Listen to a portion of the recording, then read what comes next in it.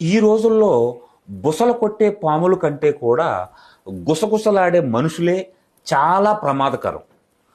పాములకి కోరల్లోనే విషం ఉంటుంది కానీ అలాంటి మనుషులకి శరీరం అంతా నిలువెల్లా విషంతోనే నిండి ఉంటుంది.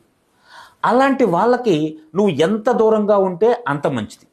ఒకవేళ వాళ్ళు నిన్ను ఏదన్నా అన్నా కానీ ఈ చెవుతో విని ఆ చెవుతో వదిలే తప్ప అదే పట్టించుకొని దాంతోనే బాధపడుతూ అలానే కూర్చోకు. ఎందుకంటే అలాంటి మనుషులు ఎప్పుడు నిందించటం తప్ప వాళ్ళకి అభిమానించటం, ప్రోత్సహించటం అస్సలు తెలియదు. వాళ్ళను దూరంగా పెట్టు, నీ పని నువ్వు చేసుకుంటూ వెళ్ళు. ఏం చేస్తే నీ కుటుంబ సభ్యులు సంతోషంగా ఉంటారో ఆ పని మాత్రమే చెయ్యి.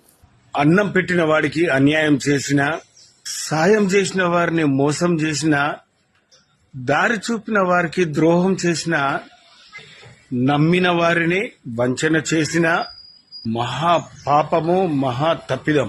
నువ్వు ఈ రోజు సంతోషంగా ఉండొచ్చు వీళ్ళందరినీ అన్ని రకాలుగా చీడు చేసినందుకు. ఎందుకంటే కాలానికి జ్ఞానం ఎక్కువ.